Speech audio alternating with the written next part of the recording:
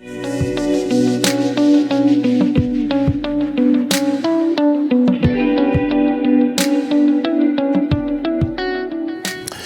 welcome back to the Intervention channel. My name is Steve Bruno. The subject of this video is the homeless addict or alcoholic. This is a tough one for me as an interventionist. I've done hundreds of interventions, literally hundreds and hundreds, and over many, many years, and I've certainly come across my share of challenges when it comes to the homeless addict. One would think, the logical conclusion, I think, would be that if someone were homeless and you're presenting them, or the family is presenting them with a way out, with a treatment center that has a pool and great food and people who care, and that they would just jump at the opportunity, that they would be leaping and sprinting toward my car or somebody's car or toward the treatment center to get out of their situation. But that's not necessarily the case.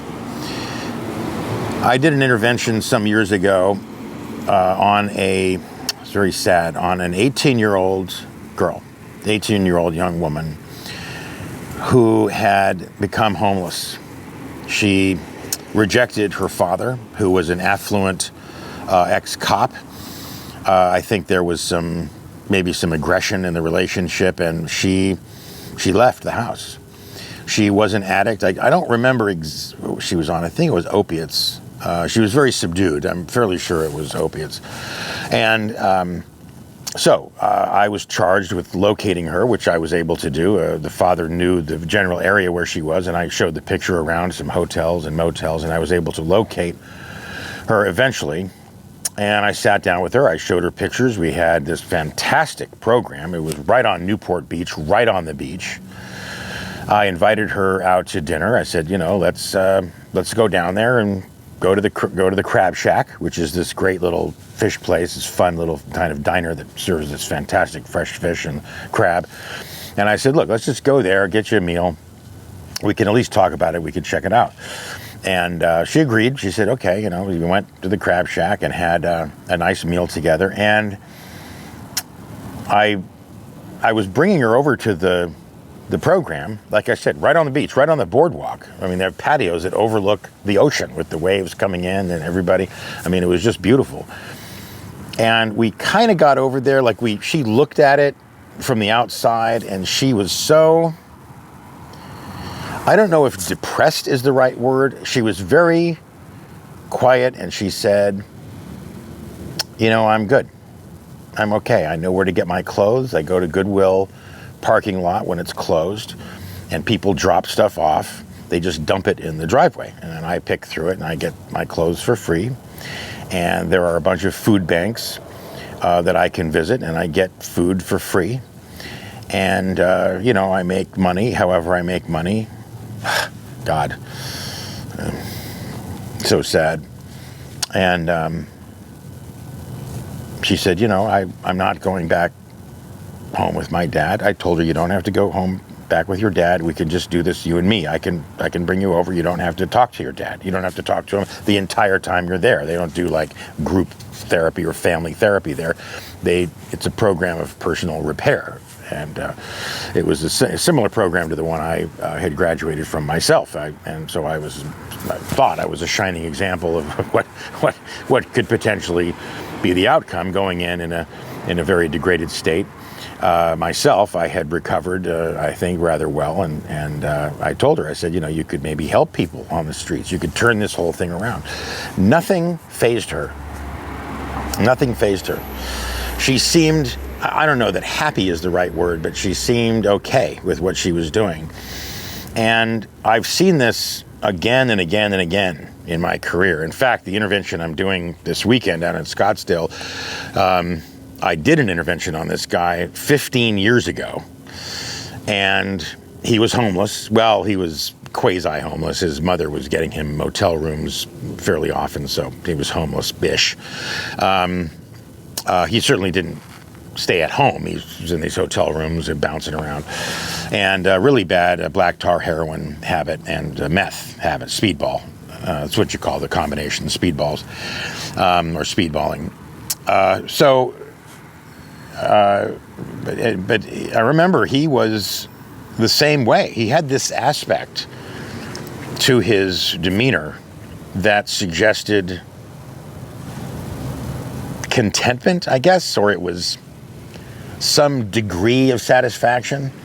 Like when you do the surveys, right? It says very satisfactory, somewhat satisfactory, satisfactory, not really satisfactory, poor and unsatisfactory. It was somewhere in the poor and not very satisfactory section, but it was still acceptable to him, like it was with this young woman I was describing earlier. So it was the hardest goddamn intervention. I mean, these are the hardest interventions to do.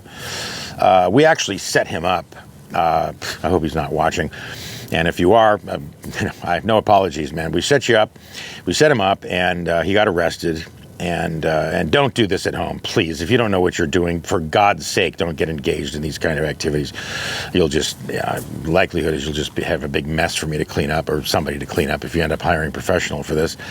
But don't do police setups. It's not what you think. It's a very complicated system, and they're not always that helpful. But in this case, the risk was greater than the risk of doing it was greater than the risk of not doing it. So we decided to do it, and I was able to pull him out of jail and make a deal with the DA. He didn't have any charges on his history, so we were able to make a deal, get him sentenced to the program. So it was, and he actually graduated in very good shape. Unfortunately, later he ended up relapsing, and I'm going to have to go out and see if I can scoop him up again. But it was hard, man. It was very, very difficult. So I guess my point is, don't expect an intervention on a homeless person to be that easy. I think it's all about baby steps. You're going to want to take baby steps and maybe get the person.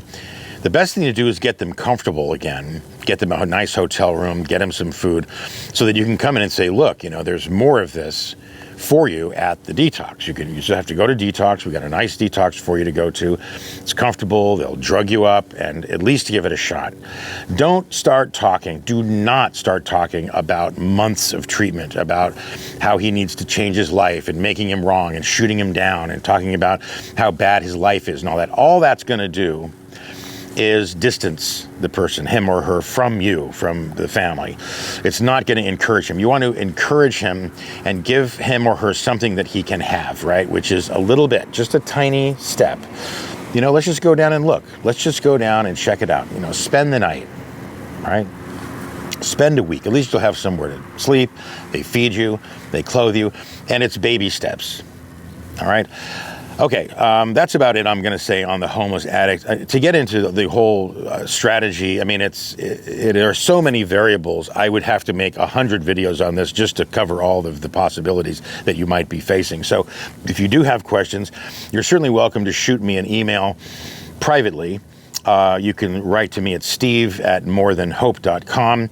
You can go to stevebruno.com and fill out the contact form. My phone number is there. You can ask your question in the comments section below, and everyone will be able to see the answer. But certainly take your time.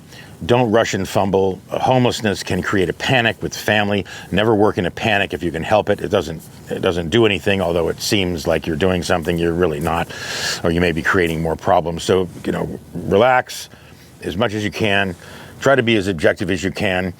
Watch the video on planning. Watch the video on making the offer. Watch the video on handling objections. And if you want me to cover something in a new video, just suggest a topic. I'm happy to have new topics. I love making these videos and helping people if I can. And click the subscribe button if you'd like to. If you're a professional, definitely want to subscribe. I have more stuff coming up, interviews, more subjects. Thank you for watching the Intervention channel. I'm Steve Bruno.